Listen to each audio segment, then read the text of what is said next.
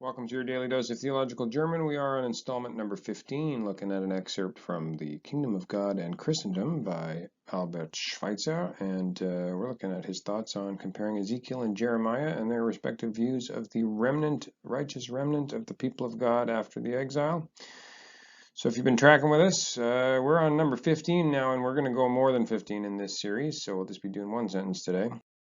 So I'm going to try to give you a fairly fluid translation here, and then we will try to talk about some of the issues in more detail, because there's really no wooden way, I think, to get to the right sense here. I just have to sort of, preempt all the work I did to figure out this sentence and just tell you the answer, and then we'll come back to what's going on, because this is a really kind of interesting construction here.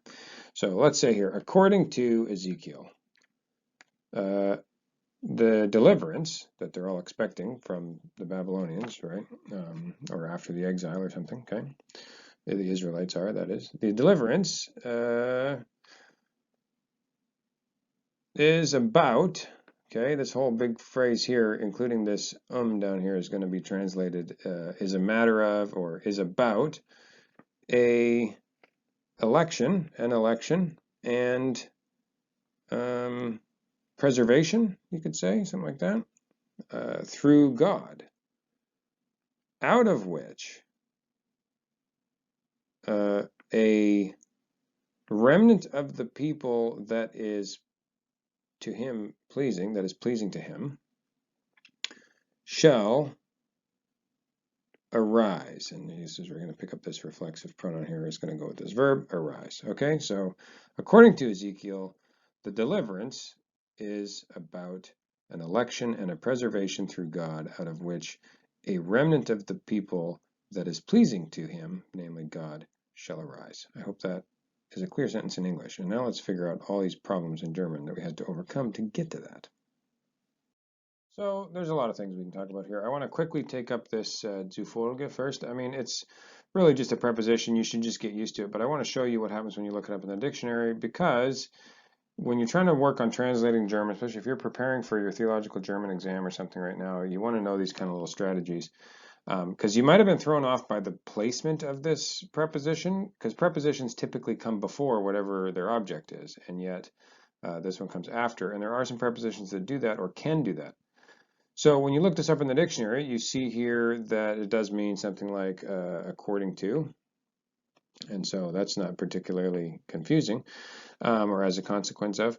But what you'll notice is that down here you get some example sentences, and so it says here, the report according to, and then a comma, and it just reverses it, according to the reports. So basically, that's just showing you that there's kind of two different ways that phrase structure can be formulated, and that's in the dictionary. So sometimes, even if you are confused by what's going on, maybe you know it means according to, but you don't know what it's doing, where it is, and maybe you're trying to find something after it that it's going to go with. I mean, who knows how it throws you off, but sometimes that'll just throw you off when you're in an exam or something. And so it's worthwhile sometimes to look up words in the dictionary, even if you already know their basic gloss, because you'll get some examples and you'll see, oh, okay, yeah, it can come after or before. So then it'll help you that way. So the other thing I want to talk about is this verb here, handeln, which you have the reflexive pronoun here. So I just want to do a quick little bit of dictionary work, because it's kind of a whole phrase, and because you have that hanging around down there as well, and so you'll get help with that. So if you look in your dictionary for handeln, you can basically ignore this. That's an intransitive verb form. Down here, you're going to look at this entry. It's a verb reflexive. That's what the R stands for. And look at this. Here you have exactly the phrase structure that we're seeing. S as the subject, and then the verb, handelt, and then the reflexive, sich, and then So it all goes together, and it means something like the question is, or it is a question of, or something like that. So then you get a basic translation. I mean, I would love to be able to help you understand how it is that you get from negotiating and bargaining over things to it's a question of. But sometimes it's best to just take the translation your dictionary offers you and move on, especially if you're in an exam and are under a time crunch, because you don't have time to understand how these things happen. You just need to know what it says so you can translate it. So that's basically what you probably want to do in a case like this.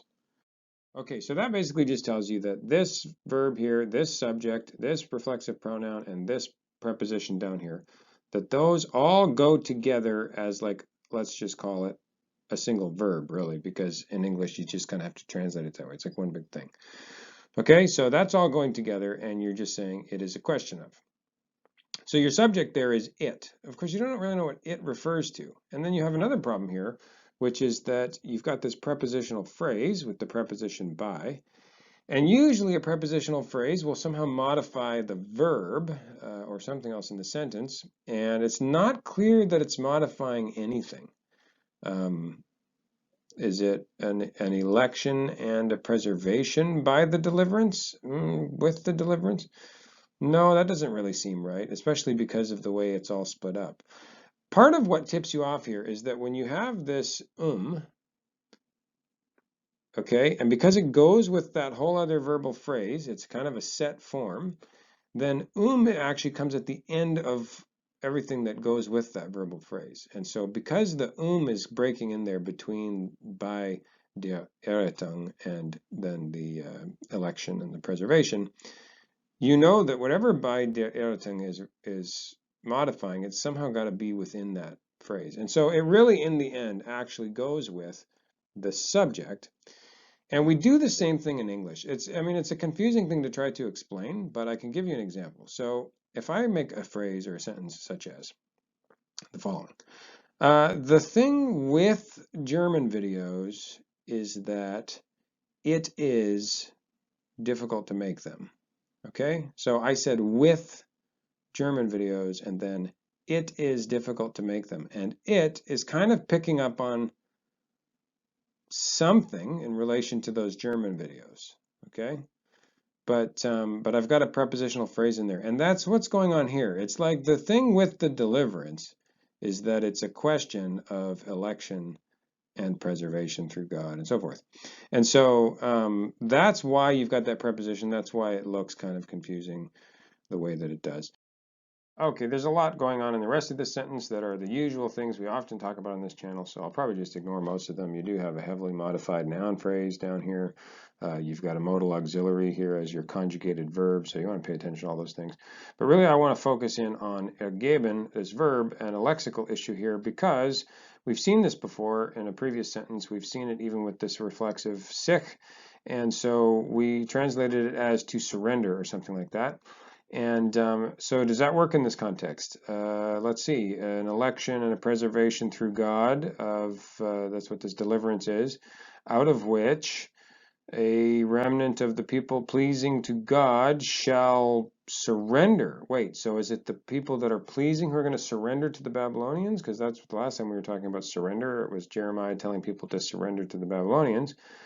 Now Ezekiel is different from Jeremiah here because he's saying that they're going to be elected and preserved, and then they're going to surrender to the Babylonians? I mean, surrender doesn't seem to work here. Like, you're going to start getting confused with your context and trying to just even understand what the argument of the author is. And so there's a lexical issue here. Go back to your dictionary and look up ergeben in the reflexive form. And when you look it up, you'll see that, of course, you have here before what we had, right, to surrender or capitulate. But down here, you'll notice that there's a different nuance when it's used with the preposition aus, okay? And that means to result from something. And so, well, that looks more like, or to arise, you could say, and that looks more like what we have here. So if you look back at the sentence here, you'll notice that that's the preposition we had, aus, and it's from which. And this relative pronoun here is picking up essentially the election and the preservation through God. So out of the election and preservation through God, and so now you know you're dealing with something that results or arises. And so then you would say a well-pleasing to God sort of remnant of the people shall arise. And then the sentence makes a lot more sense.